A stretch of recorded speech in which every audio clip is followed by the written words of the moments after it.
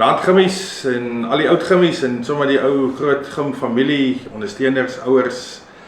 Vanaand bring die OSB vir julle iets nuuts. Dit is ons eerste blok wat ons gaan uitgee. Hopelik die eerste van vele wat gaan kom. Ons is baie bevoorreg om vir meneer Joerg Neethling, hy moet eintlik aangespreek word as Sir, hier te hê. Hy het die moeite gedoen om die eerste blok vir ons te skryf en ons is hierso by meneer Neethling in sy eetkamer en hy gaan vir ons die eerste blok doen en mense moet dit net dophou. Dit is op die OSB kanaal, dit is op Instagram wat nou X is dink ek en Facebook. So meneer Neethling, baie dankie vir die geleentheid en ek gee oor aan meneer. Tessie, baie dankie vir daai voorstelling. Dit is vir my 'n wonderlike voorreg om hierdie eerste blog aan julle voor te lees. Ek het aan die einde van verlede jaar, na 43 jaar in die onderwys afgetree. 5 jaar by D.F. Malan Hoërskool in Bellville, 7 jaar by La Rochelle hier in die Paarl en die cherry op die koek 31 jaar by Paarl Gym. Well done. Baie dankie daarvoor. Ek lees nou my eerste gymblog en hopelik nie die laaste een nie. As julle hiervan hou, moet julle dan die like teken gee. I've entitled the blog School Children and Teachers Say the Darndest Things. A subheading is Lost in Translation. Having had the distinction of teaching English in its various guises, first language, second language, home language, first additional language, for more than 3 decades at Gimnasium High School in Paarl, I may state unequivocally that the career of the undersigned half German, half Afrikaner, half Englishman, luckily I never taught mathematics, has greatly been enriched by the countless gems which emanated from the angelic faces of generations of proud as punch Gimmies. Instead of keeping these pearls of wisdom under lock and key, I have decided to spill the beans on this public platform. Obviously, things have evolved since the early 80s, when the Standard 6 pupils begged for mercy before an oral presentation by claiming that English was a foreign language to them.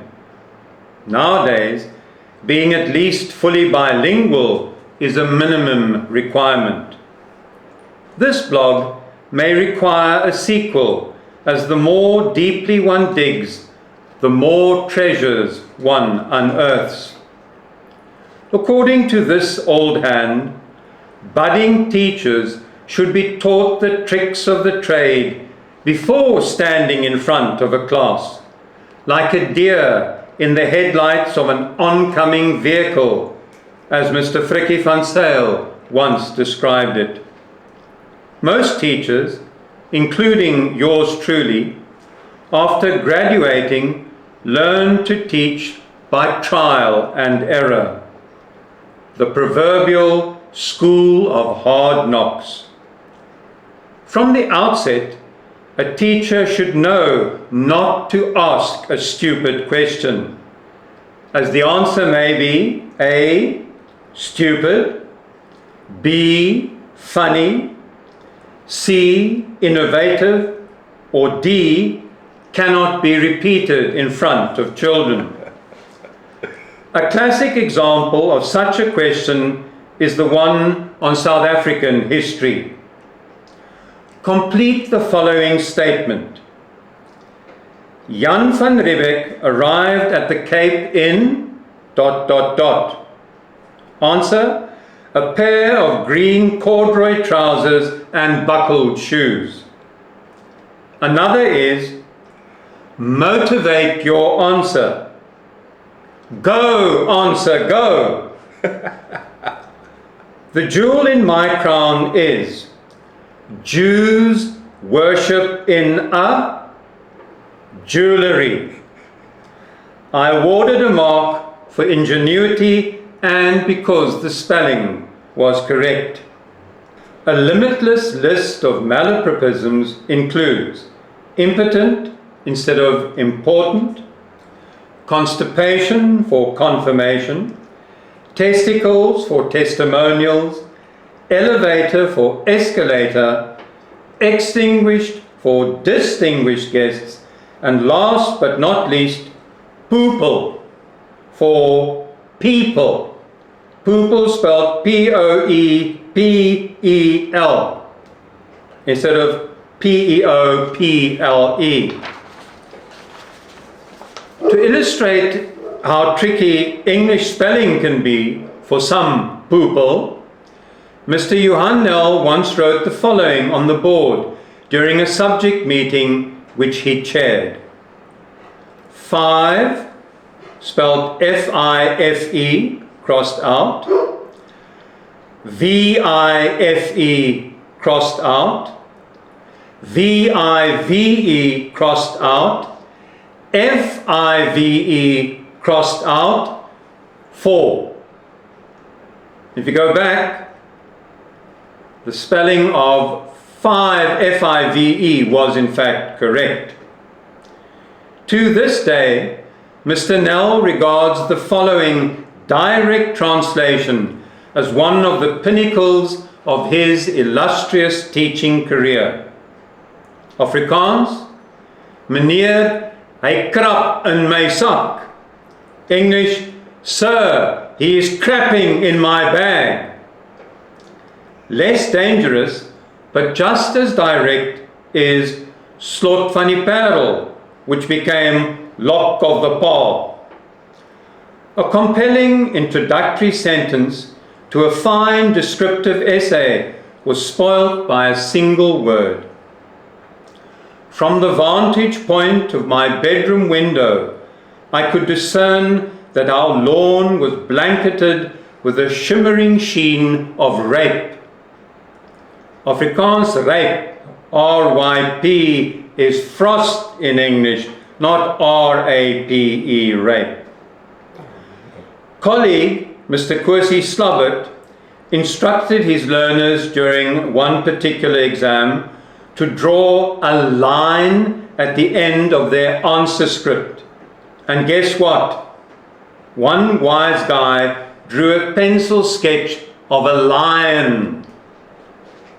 The smart Alec in my register class filled in the details on the cover of his answer book in Afrikaans as follows. His name, grade, the name of the subject, and where it said leerkrag, he wrote middelmatig. You know that leerkrag means teacher.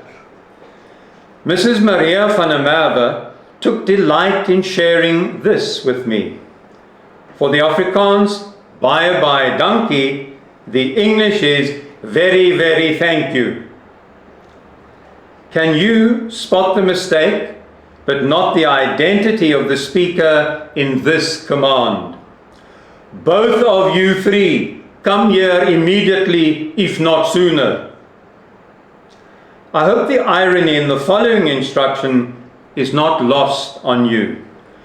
Don't use contractions in your formal writing. In compliance with, and now in honor of, Mrs. Marina Leroux's request, I sponsored a word, namely welwillendheid, in the Woordeboek van die Afrikaanse taal, made famous by our own dearly beloved and erudite erstwhile Afrikaans teacher, Dr. Willem Botha. I maintain, if I had not become an English teacher, I would have loved teaching Afrikaans, as it is such a graphic and expressive means of communication. Language teachers stand shoulder to shoulder in upholding the motto, "A reader is a leader." I have deep and sincere appreciation for the fact that Mr. Pine Pienaar made it a point of honor to speak English to me, which laid the foundation of a mutual respect which stretched over decades and cannot glibly be put into words.